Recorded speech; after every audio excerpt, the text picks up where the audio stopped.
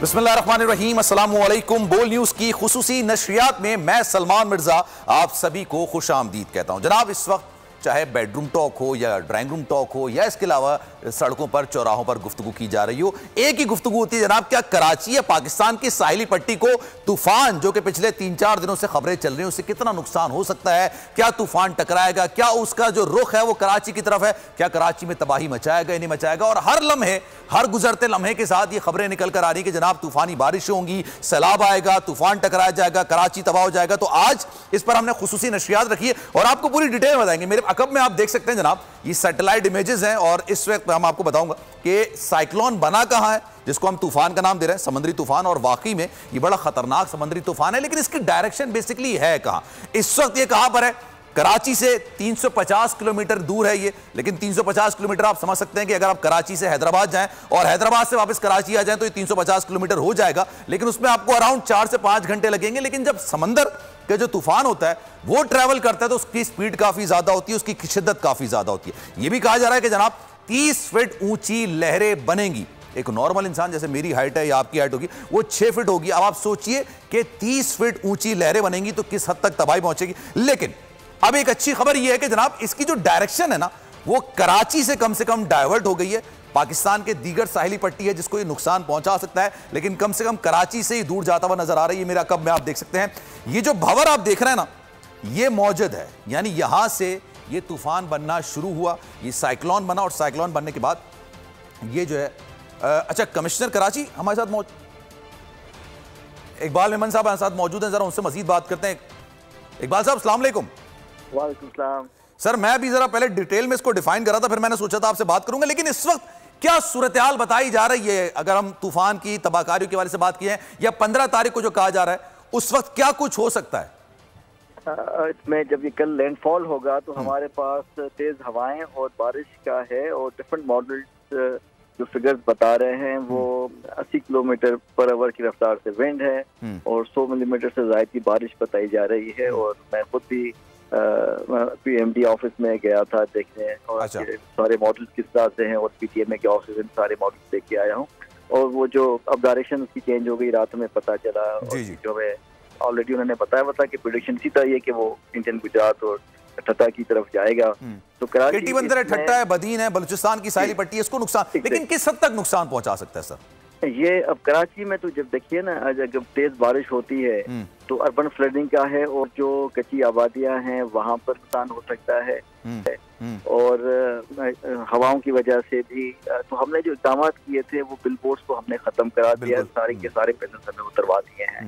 Evacuation जो हमें करनी थी 15,000 लोगों की इब्राहिम हेद्दी के इलाके में, जहाँ पे डिफरेंट गोट्स हैं, लट गोट है, वाली मोहम्मद खास के लिए है, चश्मा गोट है, ये जो एरियाज हैं सिर्फ तकरीबन 15,000 लोग हैं। तो इनको हमने कराची में मलीर में जो हमने 18 कैंप्स बनाए हैं वहाँ शिफ्ट कर दिया है, और उसी तरह ही उनकी देखभाल करें जिस तरह से पिछले साल हमने मानसून में की थी।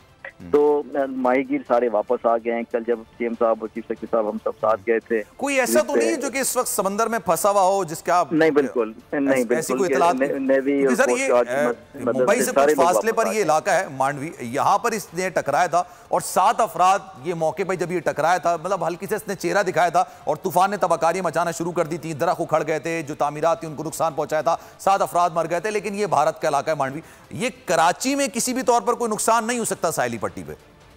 सिर्फ देखिए हवा की वजह से वही बात है कि दरख्त गिर सकते हैं। अगर हवा की रफ्तार यही है 80 किलोमीटर पर आवर की रफ्तार, बहुत ज्यादा तेज हवा है, लिहाजा 80 वैसे मुझे ऐसा लग रहा है थोड़ा सा आप कैलकुलेटेड करके थोड़ा कम बोल रहे हैं, क्योंकि 160-200 किलोमीटर फी घंटे की रफ्तार से हवाएं बताई गई थी। जी, कराची के लिए वो नहीं है ना, क्योंकि हिट नहीं करेगा कराची को हिट नहीं करेगा, यहाँ पे पेरीफेरी पे है, तो यहाँ पर रफ्तार वो नहीं है जो इसके जो जहाँ पे हिट करेगा, लैंडफॉल होगा, वहाँ पे दोनों में बड़ा फर्क है। सही है। तो यहाँ पे जो 80 किलोमीटर मैक्सिमम बताया गया कि इससे ज्यादा इंशाल्लाह नहीं होगा। उम्मीद है कि इससे भी कम होगा, क्योंकि डायरेक्शन की जितनी वेस्टवर्ड होती जाएगी उतना यहाँ से दूर होता जाएगा कराची से। लेकिन इन एनी केस हमें तो वर्स्ट केस सिनेरियो पे काम करना है, तो हमने काम इस तरह से किया कि एवैक्यूएशन हमारी मुकम्मल हो चुकी बिलबोर्ड हमारे साहिल समंदर पे मैं लोगों से फिर वही के कल जब मैं शाम में गया था लोग आर्ग्यू कर रहे थे पुलिस के साथ और वहाँ पे जाने की कोशिश कर रहे थे। आपकी तरफ से मैं लोगों को ये रिक्वेस्ट करूंगा कि बराए मेहरबानी, और ये बहुत अच्छी बात है सर, बिल्कुल मैं मेमन साहब ये बात आपकी इसको सेकंड करूंगा, क्योंकि हम बड़ी दिलचस्प किस्म की कौम है। हमारे अगर चांद गिरहन होता है ना तो हम देखने बैठ जाते हैं, सूरज गिरहन होता है देखने बैठ जाते हैं, तूफान आता है तो उसको वेलकम करने के लिए साहिल पर पहुंच जाते हैं। ऐसा ना कीजिए, अपने और अपने प्यारों का ख्याल रखिए। ऐसा नहीं है कि आप तूफान को देखने पहुंचेंगे तो तूफान आपको नुकसान नहीं पहुंचा सकेगा। लेकिन सर हमारी कौम वैसे इजीली बात को मानती नहीं है, तो हिफाजती इकदाम मजीद क्या किए आपने? बैरिकेड्स लगाए हैं और पुलिस और रेंजर्स वहाँ पे है। लेकिन कल मैं ये जैसे कह रहा हूँ कि कल उनसे भी आर्ग्यू करके वो लोग आगे पे जा रही थी। रात को 1 बजे भी हमारी जो टीम वहाँ पे गई देखने की, उस वक्त ये सिचुएशन थी, लोग लड़ रहे थे और आगे जाने की कोशिश कर रहे थे। लिहाजा लोगों को इस तरह से नहीं करना चाहिए। आप दोबारा एक मैं बात ये कहना चाहता हूँ कि हमने हमारे पास कंट्रोल रूम बने हुए हैं, 1299 कमिश्नर ऑफिस का कंट्रोल रूम है, उसका नंबर है। पीडीए में भी कंट्रोल रूम बना हुआ है, डिप्टी कमिश्नर ऑफिस में भी बने हुए हैं।